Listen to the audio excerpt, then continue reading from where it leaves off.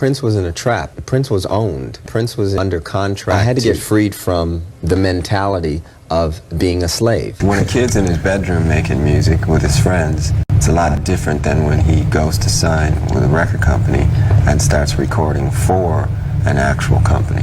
The music you make with friends feels different than when you're doing it for a living. We didn't create this system. Artists didn't create this system. Question. When did the art become a commodity?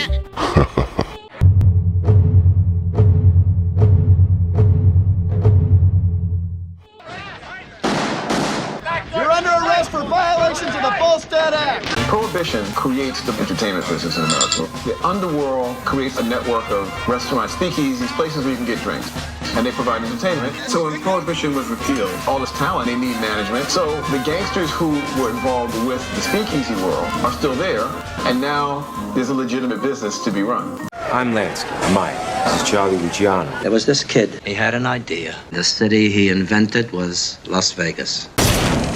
For years, the Las Vegas casinos continued to be skimmed by organized crime. Giancana, he ascended to power to become the #1 guy. I felt no problems whatsoever in conducting a hard surveillance of Giancana. J. Edgar Hoover had been watching Frank Sinatra closely. Frank Sinatra was consorting with the mob. No matter where he went, we were going to stay with him, right by his side. The structure created by Prohibition remained. But they owned everything, the booking agencies, the publishing companies, record companies, and clubs. Lionel Hampton had the rockinest band in America. I was in the band. And the best thing ever happened to me was traveling. As soon as we got off wherever it was, I made it my business to get right into the lifestyle. We used to jam with Prince's father, you know. He was a bebop piano player. Absolutely. He's named after him, John Nelson. Somebody was holding a guy by his heels out of the window, and his overcoat fell all over his head. I said, "What's going on up there?" They said, "Jackie Wilson trying to renegotiate his contract."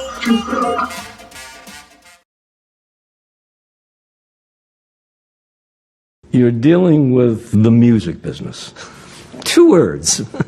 Music and business.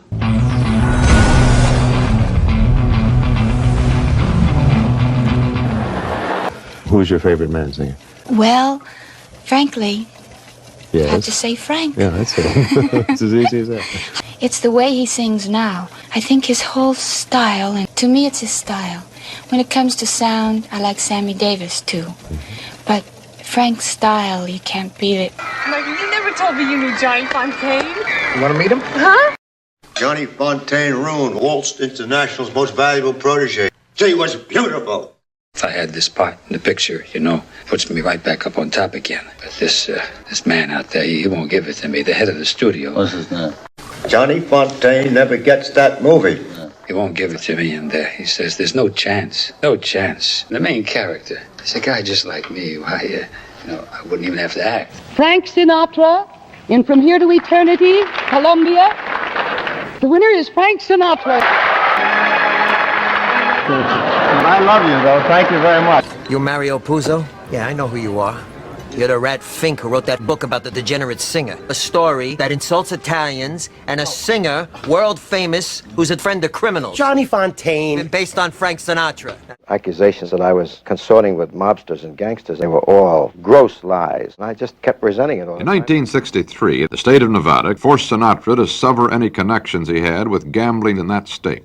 We built a hotel in Las Vegas. There was so much work to be done, pictures, singing, recording, nightclub work, but I do meet all kinds of people. An underworld character was discovered on the premises of Sinatra's Cal Neva Lodge. I think the less said, the better. When I say no, it's no. Now get the f*** out of my sight before I have Jilly smack you. Get him the f*** out of here. Sorry, Frank. Frank happened to be a big fan of Verve Records. Norman Granze, very, very important jazz impresario. I had just graduated from UCLA. He needed somebody. I took that job. Granze was a giant. The company was Verve Records. The artists were Billie Holiday, Ella Fitzgerald, Charlie Parker, Dizzy Gillespie, Duke Ellington, Count Basie, Stan Getz, jazz icons. Frank decided he wanted to buy it. They didn't come to an agreement. Frank, of course, was incensed. Mickey Rudin, who was Frank's lawyer, said, "You know, Frank, I think I have a better idea. Why don't we start one from scratch?" That ended up being Reprise Records. And he says, "I know just the guy who can run it." And of course, he was referring to me, and so I ended up with Frank Sinatra. Frank Sinatra had a great influence on my career. 1960, 1961, Frank had a liquidity problem. I had a personal problem, which I will not go into. I wasn't paying enough attention to my job. I changed record companies, changed attorneys, changed picture companies. I went back to work. We were losing money. Keep your eye on Danny Ocean. All he needs are 11 men. Harmon, Josh, Jimmy Foster, Bergdorf, Mushy. When Danny called, they came. Jack Warner, who had just had a huge success in Ocean's 11 with Frank, wanted him to sign with the Warner Brothers Film Company. Rudin said that in addition to signing Frank for films, we'd also like you to buy our record company. Jack, even though he didn't want the record company, ended up buying it. Frank ended up with 1/3 of Warner Brothers Records and 1/3 of Reprise Records, and Warner Brothers owned the other 2/3. That was one of the smartest deals ever made. When Frank eventually sold all of his holdings, he got more money for his interest in the record company than Warner did for selling the studio, the library, the lot, all of their real estate, Warner Publishing, all of the assets that they had. It was just an amazing situation. Prince was rifling off songs like you couldn't believe, and that's what we're all talking about today. I started to reevaluate my trip. I realized that, these are like my children. They are a representation of me, and they will be all that will be left upon my departing of this experience. I can't sell the song Purple Rain if I can't, in fact, get the master recording that I believe is one of my children. Prince had the creativity, the energy, and more importantly, he had the songs. And songs are the currency of this business. In those days, artists were not recording their own materials. Songwriters would write for people like It Had to Be You, Bing Crosby and Frank Sinatra, or Elvis Presley. Record companies would go to the Brill Building in Midtown Manhattan, 1619 Broadway. That was the hotbed for songwriters and publishers. Now, Burt Bacharach was in the Brill Building, Lieber and Stoller. Then Randy Newman, Jerry Goffin, Paul Simon, Carole King came out of the Brill Building, worked in the Brill Building. They didn't write songs that were commenting on the times. Bob Dylan emerged. He was singing a different kind of song with a strong political orientation. Blowing in the wind, the times they are changing. And I feel fine anytime. That ushered in singer-songwriters. And in the 60s we had a music explosion. You are watching the sound of Motown. We were at Motown the other day, Barry, as you know, and we had a wonderful time. We'd like to roll that film right now for you and Barney and everybody in Teen Town to show you where Hitsville is, where the whole Motown story gets going. I was having difficulty getting paid my songwriters' royalties from a New York publisher. I wanted to sue, but my lawyer advised me. The owners pay themselves big salaries and go out of business, collapse the corporation, and start the whole game all over again. There must be thousands of other writers out there just like me, and all they wanted to do was write songs. Smokey was my first writer. And Holland Dozier Holland. And then we brought in Nick and Val. The Beatles came along. They were bigger than anything anybody could have possibly imagined. They established that members of a band could write songs. And then that became a model, revolutionary. I got a call from a Beatles manager, Brian Epstein. They wanted to record our songs, but wanted a discount rate on the publishing royalty. The songs were money, that's what I want, you really got a hold on me, and please, Mr. Postman. He said that was customary in the business. I said no. The record company has a law that they've written called compulsory license. That means somebody can just cover your music and you can't stop them if they get a clearance from your publisher. Well, the publisher, the way that they make money is to get your music covered. When all these people start popping up singing my songs, I'm not the one approving. I don't have any say-so. That's a problem. It would be nice if I could say yes or no. Or somebody can take a song like I Can Never Take the Place of Your Man and then completely slow it down and change chords and what have you. Or somebody can take When Doves Cry and change words. Well, that's a problem because that's not the song anymore. Warner's bought Atlantic in 1967. Then we bought Elektra in 70 or 71. I was instrumental in the acquisition of Elektra. We became a powerhouse. When you and Little Jimmy were writing partners on all his hits, did you write the music and him the lyrics, or was it the other way around? Music business back then, we were breaking all the rules. Top of your profession, pretty young. How old are you exactly? 14. Seems to us a pretty fabulous salary. How do you spend it? I don't know about huge sums, but they go into trust for until we're 21. Federal officials say he's the godfather of the American music industry. He's also the founder of Roulette Records. There is no connection between the mob and the music business. Morris Levy, in the custody of FBI agents after his arrest, but federal authorities say Levy is as powerful as any big record company president, using his ties with organized crime to control record companies, record stores, and big-name performers. The thought of coming up to honor Morris Levy is the most difficult assignment I've ever faced. And I just got word from 2 of his friends on the West Coast that my wife and 2 children have been released. Thank you for your patience and your attention. Good night. I mean, Roulette Records, his label, was a Genovese family concept from the beginning. The executive staff at Warner's, I don't think, had any peer. Well, there was Joe Smith, vice president at Warner's. And of course, I ended up at Warner Brothers, which turned out to be a legendary record company. I was fortunate to have some of the most brilliant artists ever in recorded history. We signed Jimi Hendrix, we had Madonna, we had Neil Young, we had Joni Mitchell, the Red Hot Chili Peppers, and Green Day. We had Prince. How many years ago did you make these demos? And why would you turn it down? They wouldn't let me produce myself. But they think you didn't know what you were doing? Don't know. You played every instrument on this album, is that correct? Maybe. You had a great sense of the visual side, the album covers, the posters.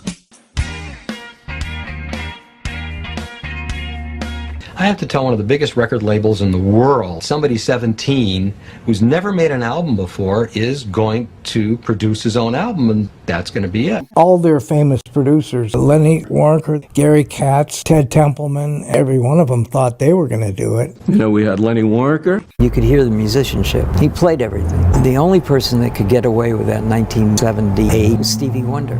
The power of the presentation, overwhelming. The way it was presented affected me. There was a tape, 7, 8, 9 songs, most of the first album. Lenny suggested the guy from Earth, Wind and Fire.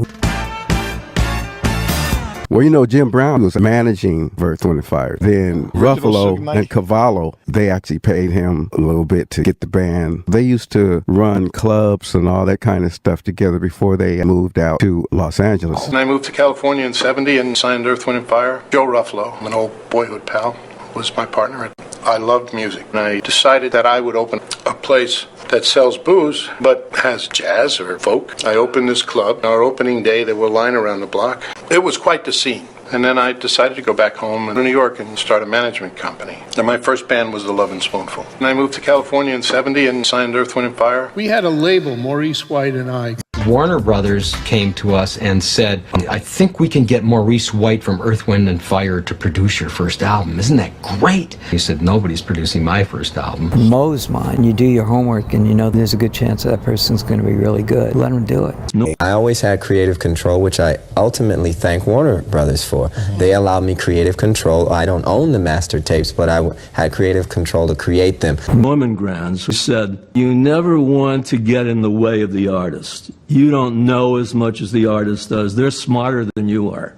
What I do is I go in the studio and just get out of the way. Then Perry and Tony came. It was Perry Jones and Tony Winfrey. And Bob said, Mo's trying to get a hold of you. He's getting ready to call you. Mo Ostin called Perry. I got a problem up in Minneapolis. Says this Prince, he's way over his budget. Well, I actually got the phone call from Bob Cavallo. Cavallo sent these guys, and they actually said they were our managers for a while. They didn't know that they weren't. I was under the impression that I was going to have full management. I come to find out many years later, through Maurice, that it was all set up. Mo Ostin wanted Cavallo Ruffalo to manage Prince. A young junior partner named Steve Farnoli. The reason he became a partner in Joe and my company was Steve had to spend 24 hours a day with Prince, and Mo sent him to me. Prince said the Dirty Mind was taken from him before he could finish it. He said Steve Fargnoli took the demos. Fargnoli was like, if you keep working on this, you're going to ruin it. Against Prince's will, just kind of submitted it without asking. It's like, yeah, there's not a lot of lead guitar. It's a lot of rhythm. And he's like, yeah, I didn't get a chance to finish it. He was comfortable with the idea of having people guess. Well, what am I looking at? He found solace in confusion. Dirty Mind. It was not a huge hit. He was going to be dropped after Dirty Mind, one of the least selling records of his collection. Instead, Mo Ostin was like, no, we're not going to sack him. You know, it's the perennial clash between art and commerce. I took the position that if you do right by the art, the commerce will follow. The very guy he fell out with Warner Brothers was the guy who defended him at that time and said, this is an artist who's going to be very relevant in the future. We're going to give him another shot at this. The 1999 album, this magic formula for being edgy, but at the same time being commercial and having huge radio hits. So Steve calls me and says, you're not going to believe this. He's going to sign the contract, but only after you get him a major motion picture. And get this, it has to be, as he put it, not one of Cavallo's drug dealers, but a major studio. This is a put down to me, and I didn't have any drug dealers. The videos, it's not as important. I do them when I see the need, but I'm a performer by nature, so I really get off on the interaction with people in a big stadium. I remember him saying that the Purple Rain tour was a very confining experience. He said, most of those people who came to see me saw Madonna the week before, Phil Collins the month before. It's like, those were not necessarily my people. It was just like the circus came to town and everybody goes. I was stuck to the script. After people saw the movie, it was a script. It was, he's like, you change one thing, somebody has a complaint about it. When I was doing the Purple Rain tour, I had a lot of people who I knew I'd never see again at the concerts, just screaming in places they thought they were supposed to scream. So that mountaintop type situation is not really all it's cracked up to be. You don't know what it's like to have to play the same guitar solo 96 times in a row. We had an embarrassing meeting with him. It was always about, can you hold back a bit, which he couldn't do. He was more cut out for today. You try to manage that. In his case, it was nonstop. You couldn't turn him off. And we're going to make a valiant effort to regain ownership of the master recordings. And he wanted back the publishing. The attempt on the part of any executive is to balance the two, music and business. Most writers resent it. To be the principle, where the unqualified try to hang and end up hanging their dang self. Let the baker bake the bread, not the barber. It'll taste better. So, that said, apparently Mo Ostin had seen that Prince was working on a record called The Gold Experience, but it was all still here. He hadn't even begun, to physically put it together. Mo asked about it, and Prince said, I haven't started recording yet. I just have ideas for songs in my head. And he's like, well, no matter. It's all ours anyway, something like that. For a record executive to be so bold as to intimate that whatever ideas you got in your head already belong to me. You're asking for it. You trying to tell me that you own my thoughts? Mo was like, well, either way, it's ours. So Prince, at that point, made an epiphany. This company thinks that they own the ideas that are in my head. That was the point at which Prince realized, I can't do this anymore.